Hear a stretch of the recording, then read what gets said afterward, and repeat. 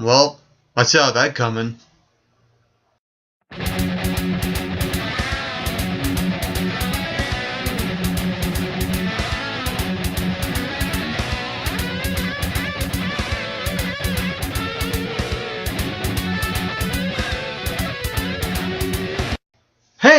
Hey, what's up and how's it going, all MRBers?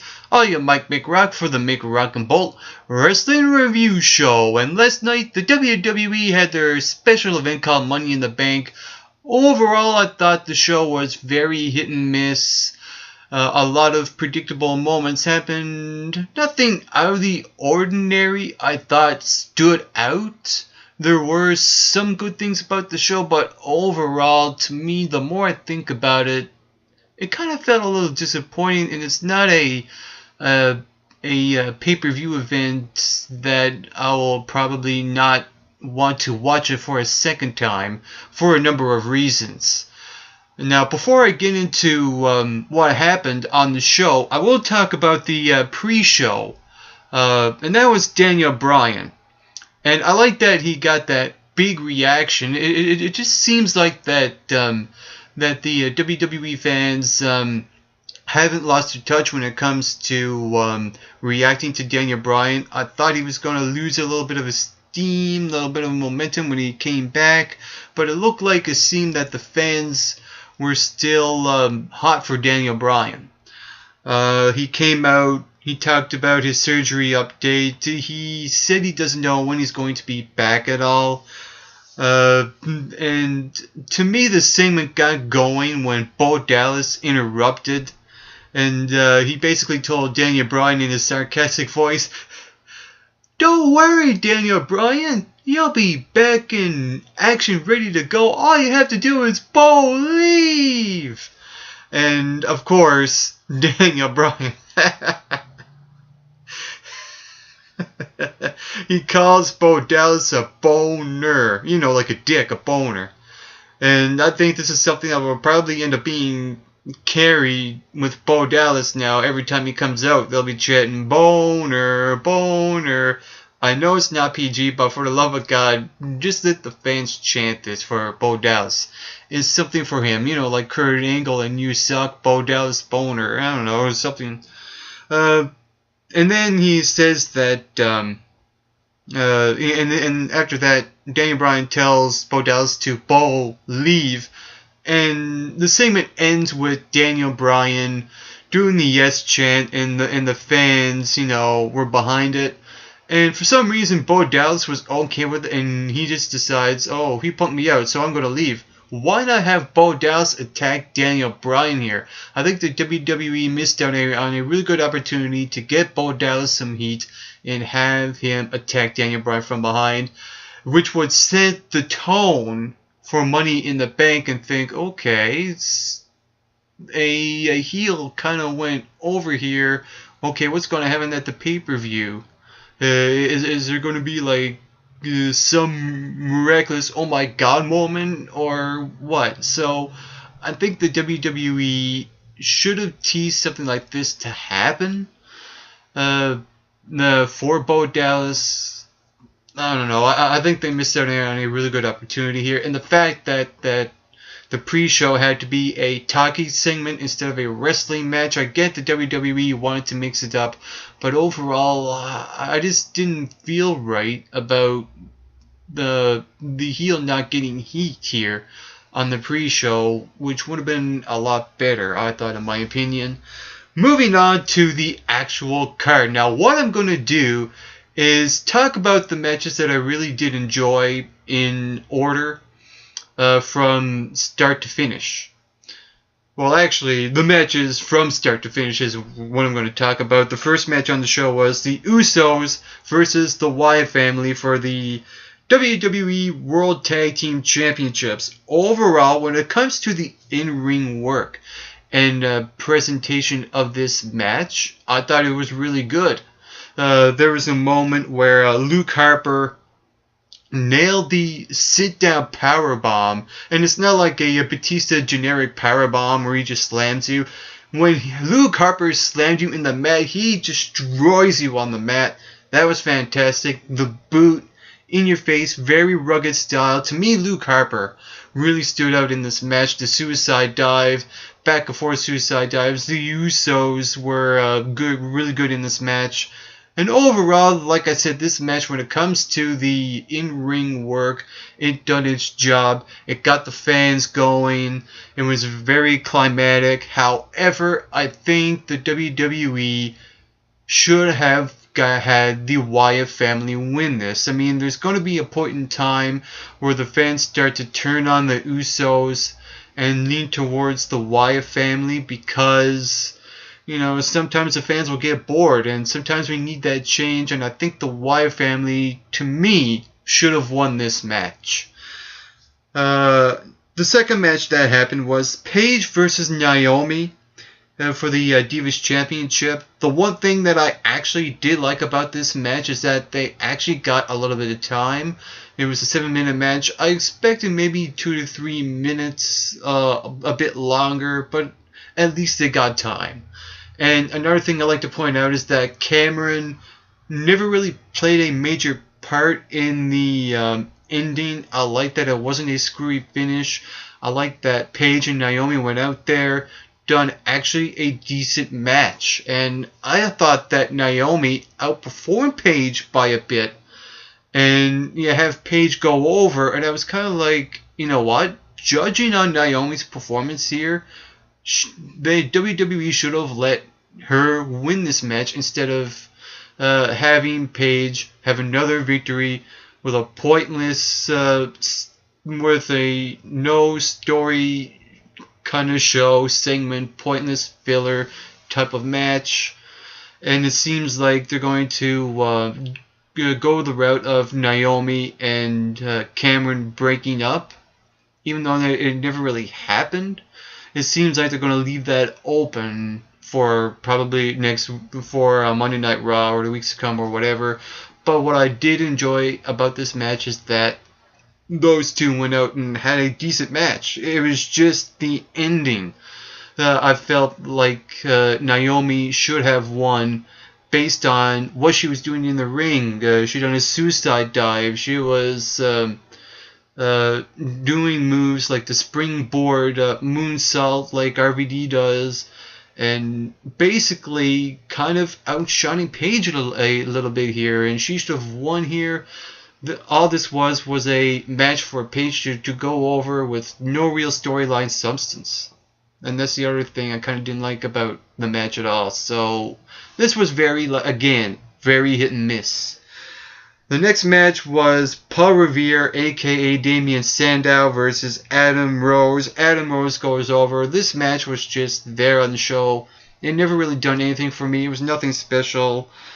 And it really got to the point where the fans started cheering for Damien Sandow and booing a little bit of Adam Rose. And I'm like, okay, you know when the WWE is doing something bad when this stuff happens. I mean, I don't even know why Damien Sandow was on TV. Either get him off or release and kill the pain. What's the payoff going to be for Damien Sandow, for Christ's sake? I mean, come on. I'm actually more upset about this than Cena. Yeah, I went there. Moving on to the match that I thought actually stole the show. Even though it had a predictable ending, when it comes to, like I said, the in-ring work, the oh my god moments, it done its job here again. Seth Rollins, Kofi Kingston, Jack Swagger, RVD, Dean Ambrose, Dolph Ziggler, and No Way Barrett.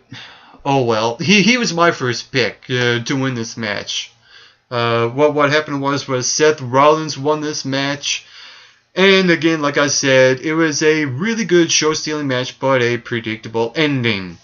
What happened was that here you had Kofi Kingston had a really good spot here when he fell off the ladder, but then he caught himself and springboarded off the ropes and dove off onto 3 guys outside the ring. That moment was great. The backdrop suplex to Seth Rollins, landing on the ladder, the bridge ladder that was in between the ropes and the ladder. in the middle of the ring was a oh my god moment. Just the way that he landed, and the ladder just was just bouncing, and Rollins was bouncing, and the ladder goes this way, and I was like, man. I thought that was incredible. Like I said, there were a lot of really good high spots in this match. And the one thing I like to point out about it is that I like how they used the Dean Ambrose and Seth Rollins storyline to further develop it by utilizing it and booking it in a way that made you think, okay, we're going to let this continue. And I like what they've done here. Here you had Dean Ambrose suplex Seth Rollins on top of the ladder. And it looked like Dean Ambrose got the worst of it, and he injures his shoulder, and he was like, pop my shoulder onto the turnbuckle. And the referees, the health guys were there. They somehow got Ambrose to walk out.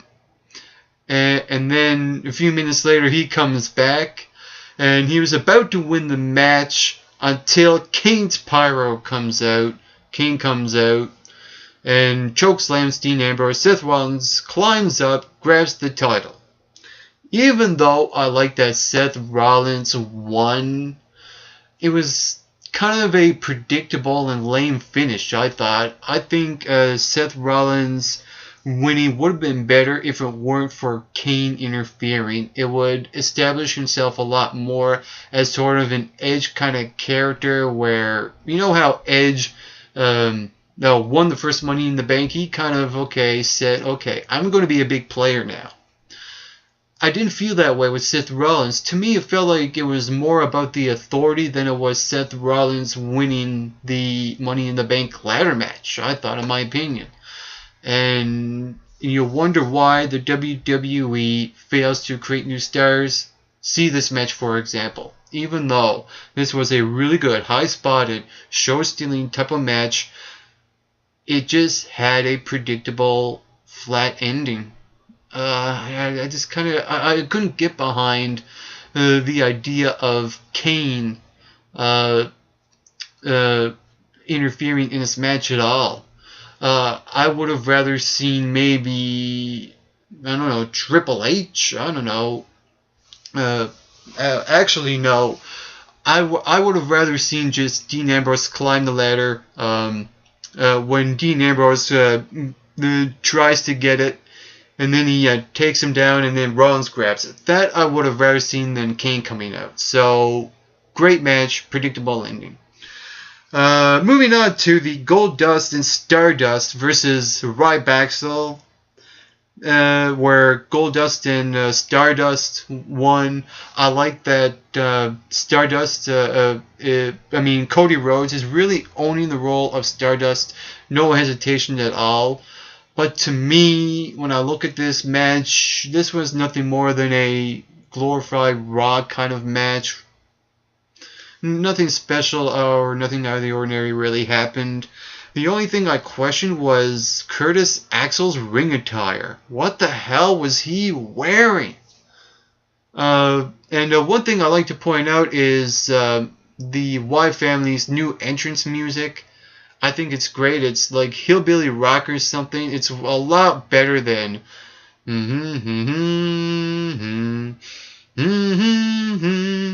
I mean, at least they changed it up. Moving on, Rusev versus Big E. I thought I was going to trash all over this match, but it actually turned out to be better than I expected.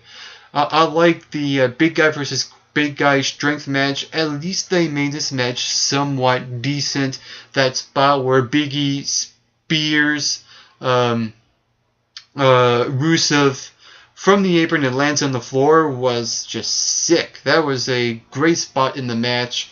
But I just can't get behind both Big E and Rusev as characters.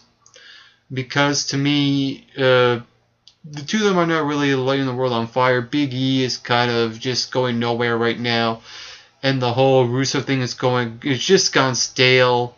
And to me, the only thing I really did enjoy was the fact that at least they tried. I like that Biggie at the end was trying to get out of the camel clutch finishing maneuver, and then that was it. You know, he gets tapped out by Rusev. Overall, at least they tried to attempt to glorify this match a little bit. Moving on, Summer Rae versus Layla. Fandango as the ref. Again, a filler match to break up the matches. To me, the Punk chants really suited this match because this match really didn't do anything for me at all. Nothing special, nothing out of the ordinary. This was the only match that I predicted that I got wrong. Layla won. I was actually surprised by it. And it looks like the rivalry is continuing, but at this point I really don't know. I think that the best way that should have went with this match is to have Summer Rae go over Layla and have her get the last word on Fandango. I mean, I don't know why they have Fandango and Layla go over Summer Rae, and you wonder why the WWE fails to create new stars. See this match, for example. In terms of the overall booking and structuring of the show, before I get to the main event, again, it was kind of piss poor. It was hit and miss. The matches were great, but I would have rather seen different people win. And it was a predictable and obvious type of show. The main event happened. John Cena, Randy Orton, Bray Wyatt, Sheamus, Del Rio, Cesaro, Reigns, and Kane from the vacated WWE World Heavyweight Championship in a ladder match. To me, this felt more like a scramble no DQ match. There was no creativity at all in terms of what was going on in the ring. It was lackluster. It was sloppy. It was slow. It was very lousy. I didn't see anything pop out of my screen when I was watching this match. Yes, there were a couple of things that were noteworthy, like the suspenseful moment where the ladder was teetering when two guys were on there. There was a moment where everyone was just climbing that one tall ladder to try to get to the title. And there was also a moment where Randy Orton was actually bleeding a lot. I mean, when was the last time you saw someone really bleed a lot in a ladder match? But like I said, overall, it was one of those type of matches where it just felt there. I didn't see anything special coming out of this match. It was very predictable, and I expected everything to come out of this main event. Who won? I told you so. It was John Cena. I mean, here's the thing. A lot of people are going to rant about John Cena winning, and I completely understand it. The WWE seems to be going back to the whole circle of life thing. Cena wins, Cena loses, Cena wins, Cena loses the title, Cena wins the title back, Cena loses the title back, over and over and over. I get it, I understand it. And to me, when I look at this match, they went the safe route, like I said. John Cena winning, and you wonder why the leaked poster was leaked from Amazon. With John Cena might end up facing Brock Lesnar at SummerSlam, he'll probably drop the title to Brock Lesnar then. So I'm actually okay with John Cena winning, because of the fact that he might end up losing the championship to Brock Lesnar. I mean, Brock Lesnar broke the Undertaker streak, and for some reason, the WWE should give the title to him for breaking the streak. It's just one of those things.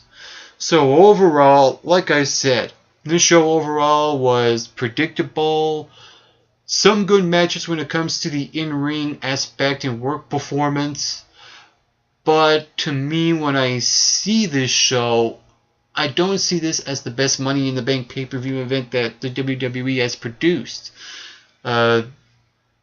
I could have done so much better if I was in charge into what matches to do in order. I think that the Money in the Bank briefcase match should have been the first match, and have the tag team match come out maybe in the middle of the match. And that's just my opinion. So overall, I would give the show a 6 out of 10. And if you saw Money in the Bank last night, what did you think about it? Feel free to chime in. Comment below, let me know. While you're at it, you can hit that subscribe button down below this video. You can also follow MRB Wrestling on Twitter. And you can like us on Facebook at the McRockabalt Wrestling Review Show. And on a final note to all you viewers watching, get plenty of rest and always do your best.